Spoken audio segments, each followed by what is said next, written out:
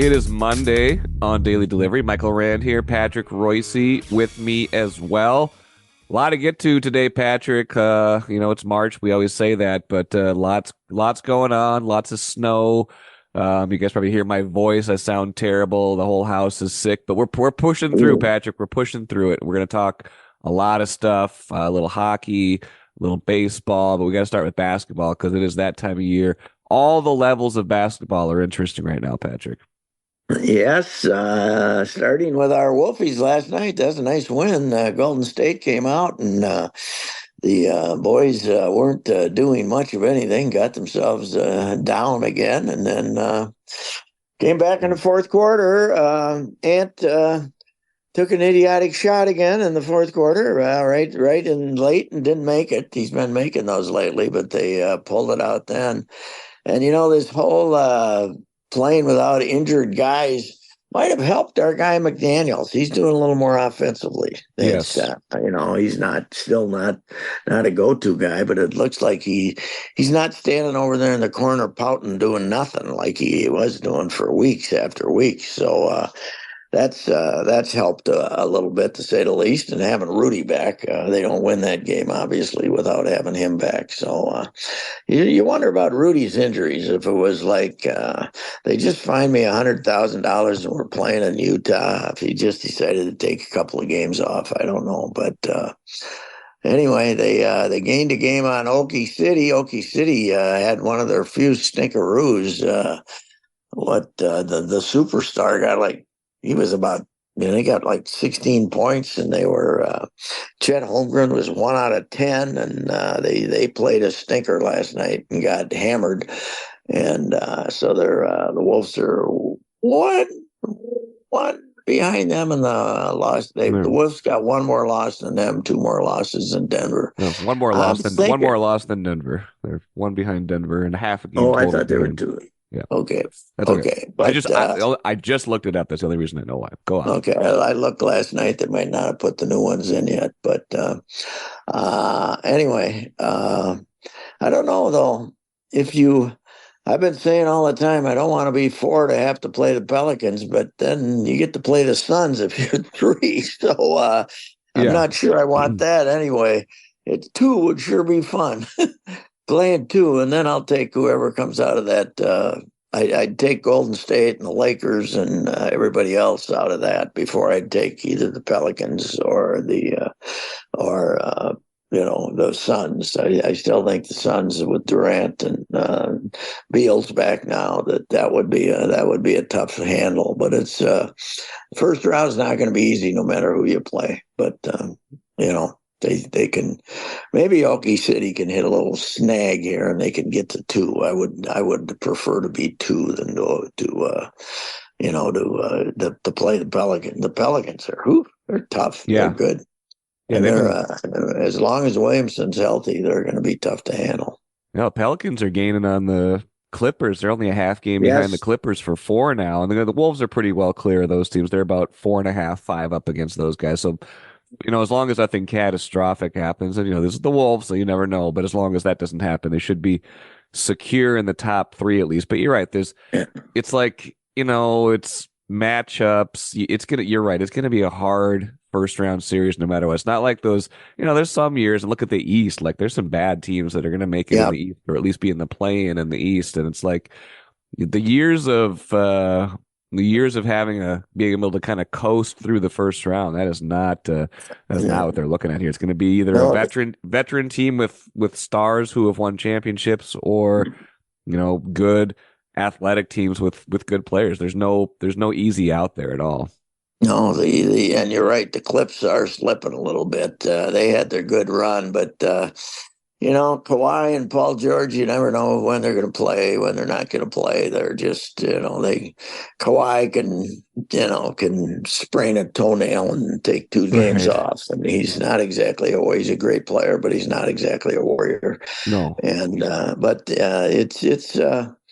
it is tough, but Denver has kind of separated itself as the team you don't want any part of right now, right? I mean, there's no way they'll have to play them in the first round, but it would be nice to be 2, and you could avoid him in the second round too. But but they're starting to look like you can't do anything with the monster, man. You can't do anything with that guy. He's No, just he is too good. incredible.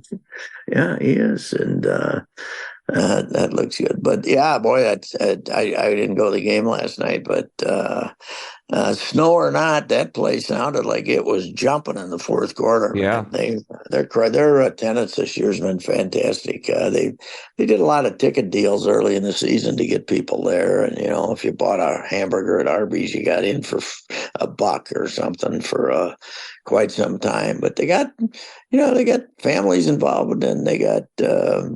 You get to see families come to the game now, and it's been pretty much sold out. Most games are close to sold out, 18,000, and it's getting those families, as the Wild can tell you, that's not a bad idea. No, So, it's a it's a yeah, 20-year business model over in St. Paul. yeah, it is. So anyway, yeah, it was that was a nice win for him for sure. Well, and we just, we worry about matchups. We talk about that, but that's, these are problems that they have not had to deal with in past years. They've had to deal with who are they going to get in the lottery? Do they have three good players that they could possibly stick on the court at the same time, let alone five, let alone any kind of depth? And that's been the pretty impressive thing. I mean, they lose Cat, and you're like, okay, what's going to happen? They lost two of their first three without Cat, I think, and I think they're 6-5-1 since then, something like that. They've been, their three losses without Cat have been like at Cleveland, and then a back-to-back against somebody else, and then a back-to-back against Denver. Like they're 6-3 without him. They've been pretty good without him. Like last year, this doesn't look like the same team that had the dysfunction at all last year when Cat was missing so long. They can withstand that just because Gobert's been so much better, because Ant has taken a step, because they just have better depth, and Naz has taken another step. They're just much better. It's been revised too the last 10 days or so. Connolly, you thought he Yes. had that zero. He got that game when he didn't score, and you thought, man, he's got to be wearing down. And he's been making shots. He's been playing Yes. great. And they're getting McLaughlin a little time, plus the other guy. Plus Kyle Uh, Anderson's been all right too. yeah, Anderson's been usable.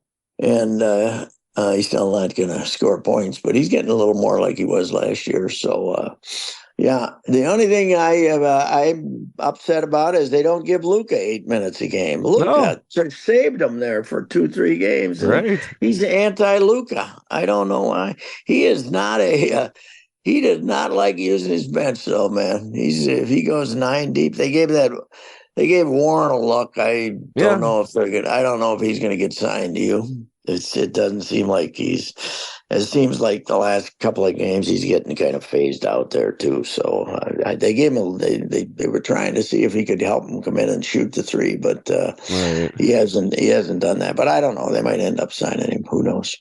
But Yeah. again, they're 9 guys. When he plays 9, that's the max for him, Finchie. But that's okay. That's he doesn't grind them quite like Tibbs does when Tibbs with Right. Jalen Brunson ought to get a player protection act against him. Right. And Tibbs will play him 42 at a moment's Well, notice to get didn't a win. So didn't Tibbs play somebody like 48 minutes the other night? He's got some guy that they've got on a short-term deal. I can't remember, or I don't know what it is. I just caught a glimpse of it. Let me go.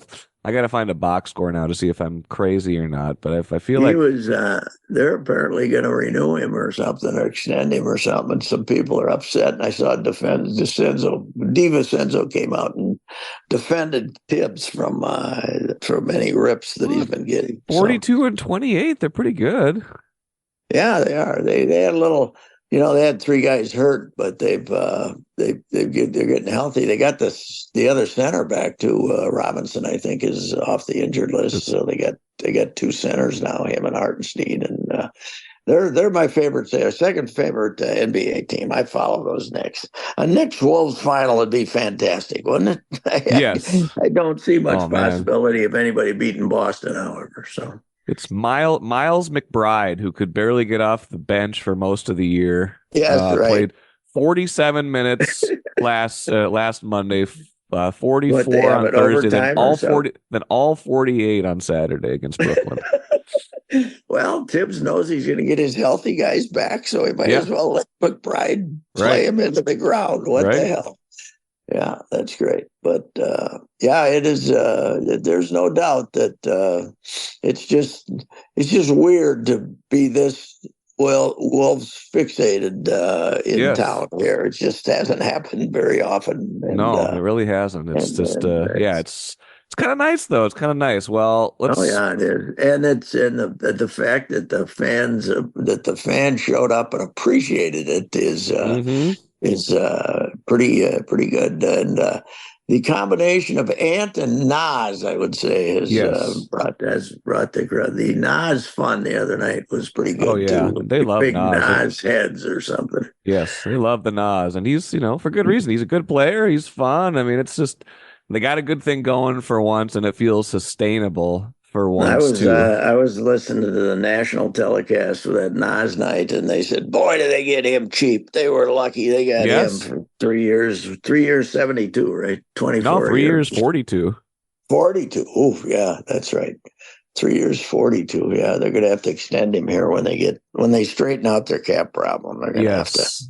give Yeah. Nas a little more love because they can't function without him. So No, it's still going to be an interesting off season, but they'll deal with that problem when they get there. And I think some of it'll depend on how far they go in the playoffs, and some of that's just watching that game last night though reminded me of just how fun the playoffs could be this year, how intense it's going to be. Because I mean, that had kind of a playoff feel to it. I know it's not the playoffs yeah, yet; it's yeah. But late March, but The Warriors are desperate. So right, you're getting the Warriors' best shot, and yes. Draymond's back, and that's the best what the Warriors have to offer, and you beat them. So Yeah. nothing to complain about.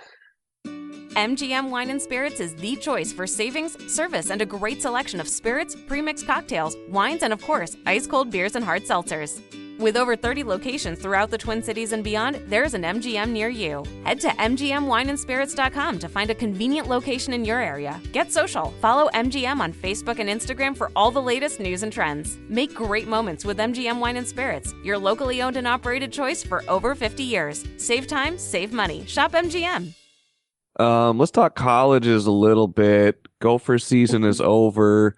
NCAA men's tournaments. So it's got some good stuff in that so far. I'm trying to get into it. The women's tournament's been good too. You got the Kim Mulkey coming out in front of the Washington Post story that's apparently coming out. She went on a tirade the other day about Yes, defending her she team. can do she can do tirades better than anybody. Yes, but she's trying to cut him off at the pass and has no idea what the story's about. right, But she knows that they've talked to some players that she ran right, off. So right. and but she's one of the most disgusting people I've ever been around in my life, and that goes back 20 years. So I can say that I hated her Yeah, 20 yeah, years ago, and I yeah. watched her act, and she's only gotten worse and more pompous. And I can't figure out why players want to play for her, but they do. So Yeah. now in the NIL era and with LSU, I'm sure she can pay them to put up with her nonsense. But what she got away with in the national championship game last year was a disgrace to officiating everywhere.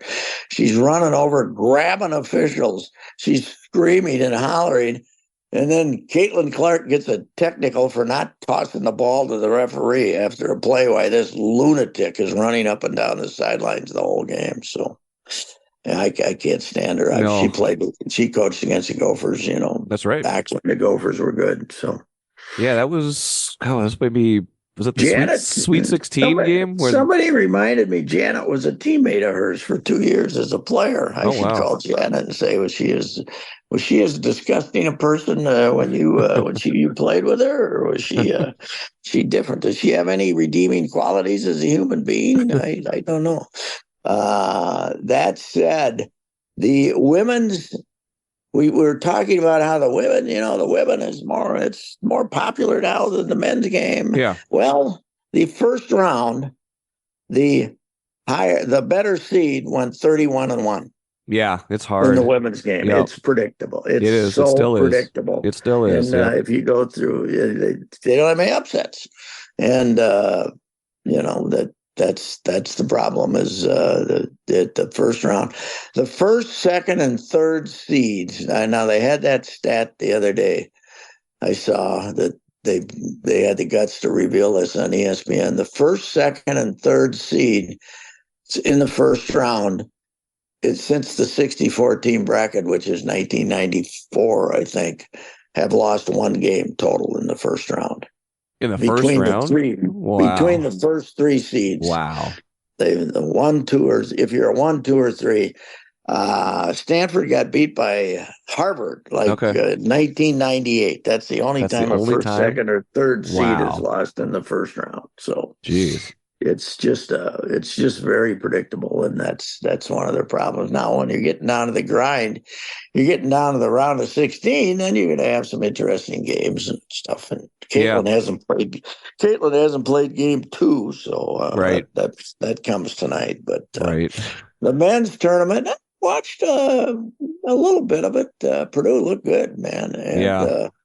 And Illinois came around, but they're the only two Big 10 teams left, right? The only I think two so. made the Sweet Wisconsin 16, got knocked off right away. Northwestern got beat. See, the Wisconsin was terrible.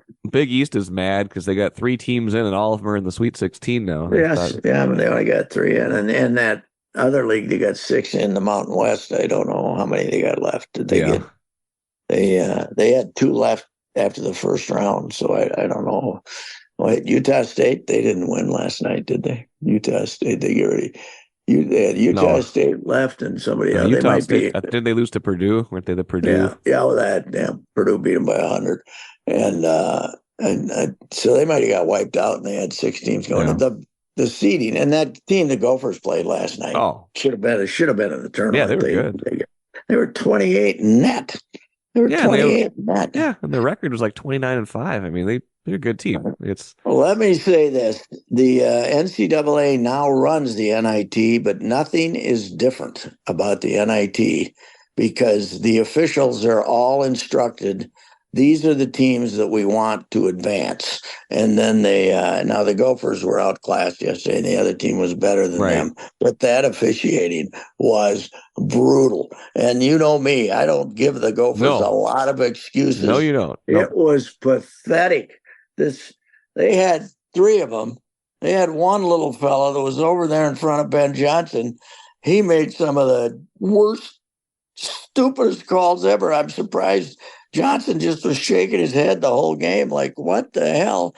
But Indiana State, the finals now are at Hinkle Fieldhouse in Indianapolis at Butler.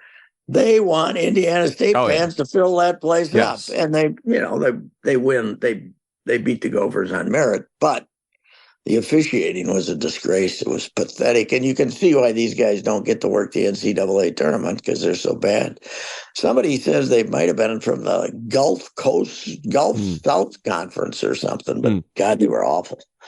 They were just, I don't usually get worked up at 3-4 bad calls, but it was, and every time they had a chance to point to Indiana State, they looked like cheerleaders. They were so happy when they got the possessions out. So it was brutal. It was, it's the NIT though. It's always when they used to try to get the right teams to New York, the Gophers benefited from that a little. Yes, they got there twice. The Gophers never had to play road games back in the day in the NIT. Right. They always got home games. Now the attendance is so terrible. Right. Anyway, the season ended, and it was, everybody said, well, they've only won 9 games 6 times. And, well, okay. They're playing 20 conference games now instead of 18 and 16 some years way back. But the other thing, how many times have there been 2 games under 500 in the Big Ten? That's the question when you make that comparison. But we don't do that. It's like giving Fleck credit for 9-win seasons when they're playing 13 games. You know, that's that drives me crazy too. But I can't instruct the youth anymore. They just want to have their homerific statements and don't without any context to them. Oh. So. Man, I battled. Maybe this will be a good transition in a minute. I battled on Twitter last week when I pointed out that maybe the Twins should stop trading for pitchers who immediately had to be shut down for the year, and pointed out it was, DeSclafani is the most recent one, even if he's not the most egregious one, even if he is more or less, the last person in that deal, a salary match kind of thing like that. But, you had Tyler Mahle before that. You had Paddock, who they knew was an injury risk when they got him. They had Dyson, who they got to shut down right away after they got him after the deadline. I was like, hey, Falvey's done a good job, but he's got a blind spot here for these guys. I got all sorts of people like, well, pitchers get hurt all the time. How are they supposed to know this? I'm like, this guy. Don't trade for a guy who's already hurt. Like, don't, there's one thing to say guys got an injury history. Here's the other thing. When you trade for them, don't tell us he's going to be the fifth starter. Yes. You can say, we got this guy. He's a high risk. He hasn't pitched in 2 years. Yes. He had 3 years ago. He was good. He hasn't been good since. We're hoping maybe he'll be healthy, but don't give us he's our fifth starter, and let everybody. I was down there for 2 weeks in spring training, saying when people said that, the other reporters, I'd say, no, he is not. He's not going to pitch. He had a flexor tendon last year that's never been repaired. Right. So what the hell are you talking about? But Mahle was the terrible one. I mean, they gave up 2 really good prospects. 2 guys who are contributing for the Reds right now. Yeah, Steer and Encarnacion Strand. Steer's a terrific player, and the other guy's a good right-handed hitter, which they could use. But and then my official moment when I never listened to Twins trainers anymore came when. Mahle got hurt last year. They said, he might not miss a start. Yeah, well, he missed the rest of his career. He wouldn't. And then he got signed in the offseason, but Texas, right? He's not going to pitch until at least the middle of the season, right? So, I mean, you're right. Don't stop taking him. Yes, Paddock, we're going to say, oh, yeah, we got Paddock. Well, yeah, but you traded pretty good people for him, and 2 years later, he hasn't pitched for you. Barely. 2-year wipeout, basically. I know, so, and also, by the way, he's going to be a 4 and a third, and he's struggling a little bit. He's out of there, and it's going to be the same thing as it was 2 years ago. You're going to with Chris Archer and Dylan Bundy. It's going to be the same thing it was with those guys. And then and now you got an injured bullpen that you're going to be putting a huge stress on. This could be a disastrous start to the season with their pitchers the way they are. With the bullpen screwed up, and who's beyond Pablo, who's not questionable in that rotation? They're all questionable.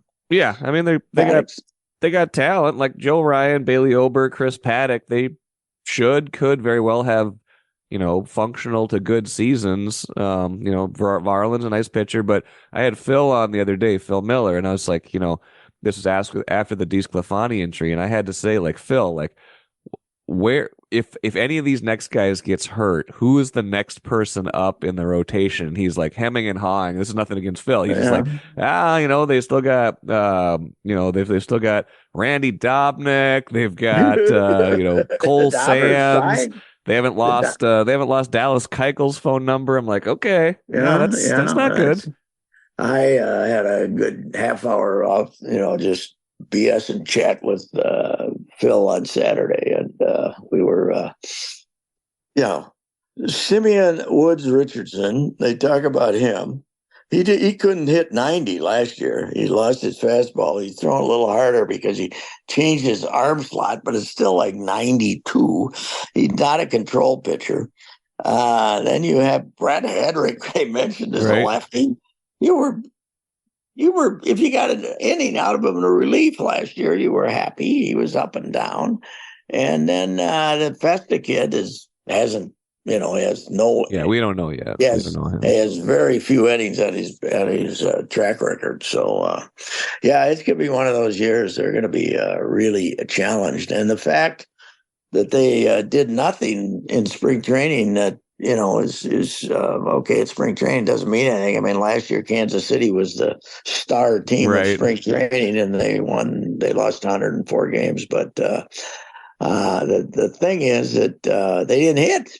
I'd like to see some hitting. They didn't hit in spring training either. So that's they definitely managed to succeed in pouring a huge amount of cold water on the fun of last fall. That's for sure. And some of it's payroll, right? Like, I mean, a lot of it's they're down 25, 30 million, but they lost two good veteran pitchers, like, one really good veteran pitcher and one I don't miss Maeda, but I'd take him this year. You miss him a little bit, right? You miss what you knew what you were getting. The devil, right? You knew what you were going to get from him, and it was better than their sixth option this year. Let's put it that way. Oh God, yes, they're and there's no depth in the farm system either. Pitching, no. That's the other thing. Their best lefty, Prelap, he's coming back from Tommy John or some big surgery, and it's the people say, boy, the Twins really know how to hurt pitchers. They're all the same. Nobody's, I heard Brad Lidge, who's on the MLB network, who's leaving he left the MLB network over the weekend, but I heard him, but he's talking about, you can't throw max, you can't throw the best stuff you have every pitch and survive. Your arm can't survive. Yeah. And he said, back when starters went 7-8 innings, the good ones were like Verlander is now, which was throw 92 as long as you're getting them out. And then when you really need a big out, throw 98. And he said, I mean, Duran's the most predictable injury in the history of baseball. Throwing 102 right. Already in spring training, he's throwing 102. Phil, again, he probably told you this, that somebody down there told him that the secret to Duran's velocity is the thump he provides with his foot, his landing foot, and which to me ends up pulling an oblique. Right? Yep, that's what he said on the Friday show. He said that was, maybe it's not a perfect correlation, but it sure might have had an impact with that injury. So 2 years later, he pitched in 17 games. He pitched 17 innings 2 years ago. Yeah. 2 years in 2001. He was hurt. 21. Yeah. 2021. He was hurt. So they can try to get us fired up for the season. But when you get a snowstorm in Minnesota, a week before the opener, and then you start looking at nothing really good happened in spring training except maybe Buxton. The health of the hitters was okay. Indicating that Buxton can play so far. But then again, if Buck comes home next week and it's 38 degrees, we get to have him out there in center field. Right. When they come home for the opener a week from Thursday, I don't know. They had the luckiest weather in the history of the Twins last summer and a great schedule because they had a lot of June, July, and August games. This year, They have many fewer June, July, and August games. And we're not going to have a drought 2 years in a row. You're not going to have a perfect weather season like you had last year. So and they've now the Twitter world and the social media world, and where they're getting beat up bad about their cheapness, is not the fan world to me. Those aren't the people that go to games, but. I'm going to write a column for Wednesday about the pitching, and it's not going to be optimistic. I can guarantee you that it's not going to be optimistic. So they are counting on the offense this year, and they're going to need it. Let's put it that way. Let's face it, offense is out in baseball. Yeah, offense is teams don't. It's hard. It's hard to hit. Yeah, it is when you're facing everybody's best stuff all the time. Yeah. So anyway, it's and then the season, because when you're up here, I was in spring training for 6 years. Had a place down there, and I was down there for like the full 2 months. And when you're back here, you realize that how easy it is to get lost in the shuffle when you're the baseball team. Yeah. all of a sudden everybody up here is saying, "Holy cow, the season's starting already." Right. That's it's not it's not it's not the big deal it used to be. That's for sure. Got Wolves fever. You got NFL draft fever. Who are the Vikings going to take? It's going to be May before anybody's paying attention too much to this team. Royal Credit Union's smart checking accounts offer no monthly fees and no minimum balance. Enjoy financial freedom when you open your Royal Credit Union smart checking account online at rcu.org/go-checking. Insured by NCUA. I feel like I derailed us a little bit. I wanted to talk high school basketball and then maybe a little hockey before we get out of here. I had that natural transition to the Twins, but you wrote about the high school basketball tournament and how good the quality is right now here in Minnesota. I hadn't talked much about that. So what are you seeing? Are you just talking about? I'm not even saying, big time college prospects. I'm just saying the level of athletes that you see on these teams is, I mean, we old timers think back nostalgically to the one class days when they filled the arena. Well, it's a different planet. I mean, this kid from that's going to Miami. Did you see that dunk? No, I missed you that see dunk. That one-handed dunk? I read about it. Yeah, Ant would have taken it. Yeah. Ant would have taken it. The kid was 14 inches over the rim, caught it one-handed on the fly, stuffed it down, and both even the fans of the other team, the Mankato East fans, went, "Oh man!" And then they showed it on the. They showed it on replay a couple of times, and the crowd went nuts. But there was a bunch of other plays that Grace made, and of course, then we get the same. All the private schools should have their own. There's no edict in the world that says the outstate teams are entitled to win a championship if they're not good enough to beat the other team. Right. Shut up. Appreciate it. Breck's getting abused because Freitag decided to spend his senior year at Breck. Well, he was leaving Bloomington Jefferson anyway, and he was going to go to California, and then he decided at the last minute to go to Breck. So what? Right. And you get to see, I went to the Breck North sectional final. It was fantastic. It was 91-74, two teams going up and down the floor, and it was a 6-point game with 6 minutes to go. Yeah. And stop whining. It's, you know what I always said, I was from a tiny town and I got to play a little bit, right? I said, the benefit of being in a small town is you get to play. Right. And if you get your arse kicked by some good team from the metro area, that's okay. You got to play. Shut up.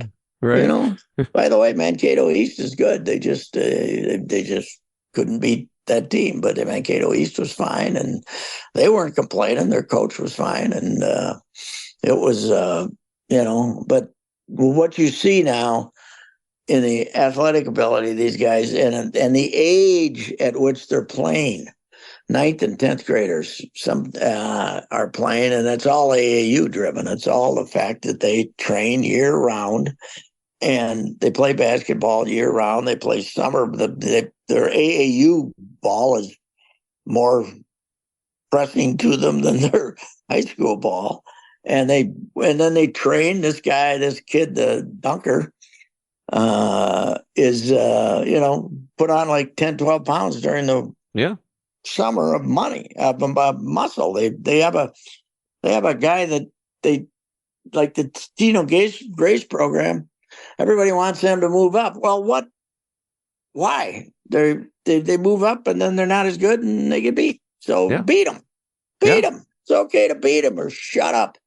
It's and Breck being in 2A, that was a little bit of but the Lake City guys, gave them a good game. They were they 1 point down and had the ball in the last minute or something like that.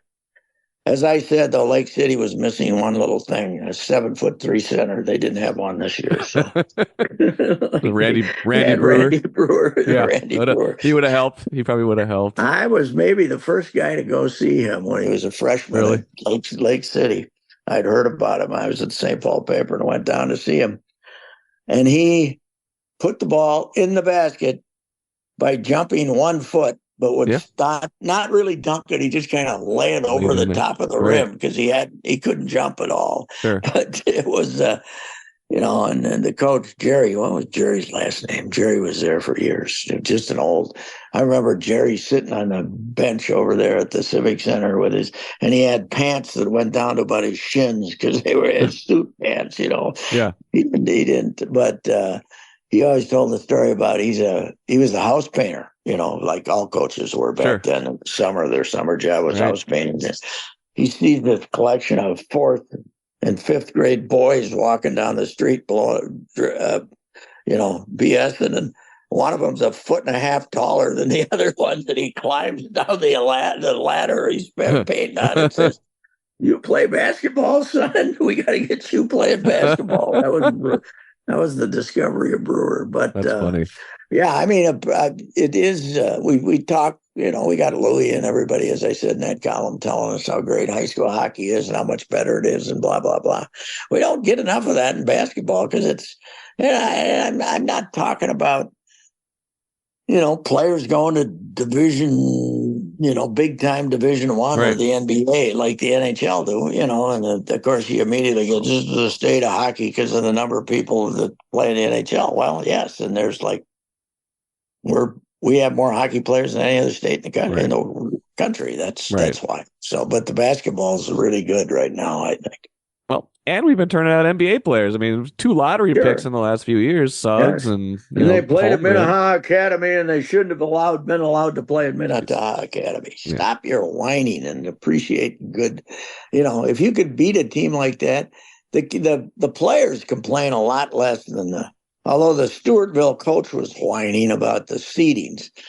Yeah. And then I looked, and the team seated ahead of him that he was complaining about, one of them was Grace, and there's 3 teams in the bracket that beat him when they played this year. Shut up. Play them, So what? If you don't have to play them in the first round, you're going to end up playing them anyway. So what difference does it make? Back in the day, it just shuffled every year. There was no seeding. Blind draw. Yeah, I remember those days. Nothing wrong with that. Just play. Anyway. So I guess a couple more things before we go. I saw a hell of a game. I saw a hell of a game of Mankato, though. Oh yeah, One of the greatest ugly basketball games I ever saw in my life. What was the final, like 43, 42? Yeah. And Mankato was averaging 86 points. But they're now in the Elite Eight. The women play in the Elite Eight today in St. Joseph, Missouri, and the men play in the Elite Eight tomorrow. Okay. They're seeded number 1. And if they win today, and the team from Texas, one of the A&Ms and Commerce A&M. I don't know, it's not Commerce, but the A&M team down there, West A&M or something like that, is another Division II power, but they got a big Minnesota connection with the coaches and everybody down there. So nice. I got to explore that later today after I take my post-Randball nap. So we'll be done here soon.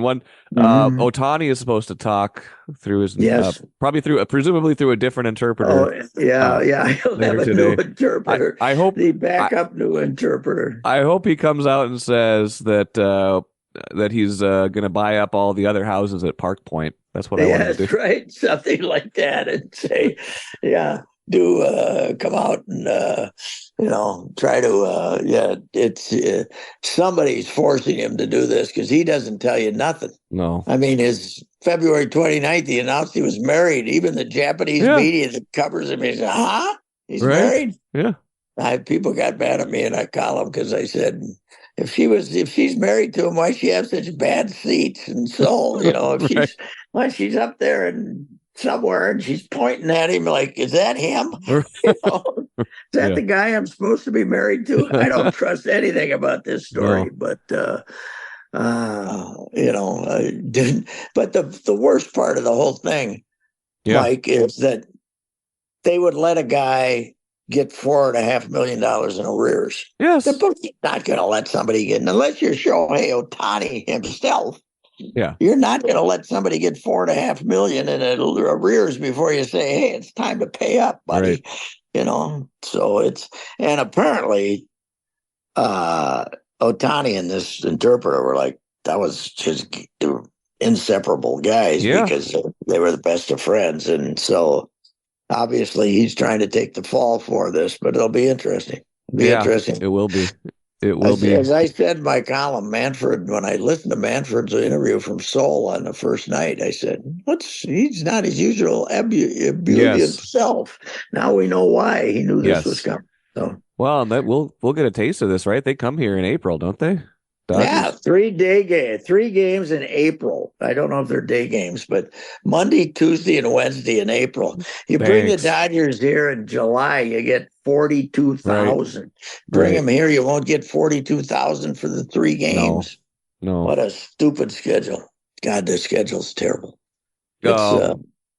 Final thing, Gophers got the 2 seed, or they're 2 seed. They got the kind of the regional we thought they'd be in. They're over in Sioux Falls. They got to play the host, Omaha, and then probably would be BU if they got through that.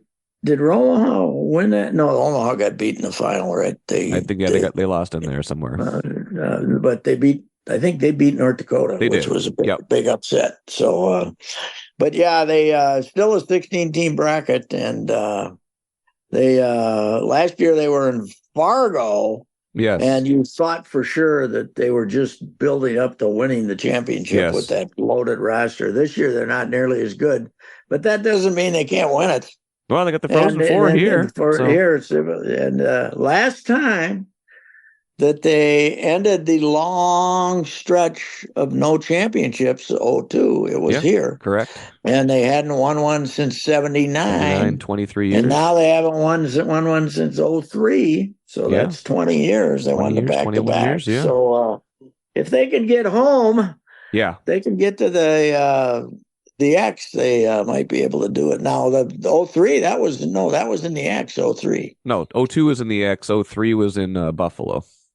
Oh, no. Yeah, but 2002 was the X. But I was the one I always remember is 89 in the Civic Center. The one they lost when Scarry hit the post. Yeah, and I think Snuggy's dad was on that team. He was. So was they had 2 guys on the team right now whose dads were on that team, Snuggerud and Pitlick.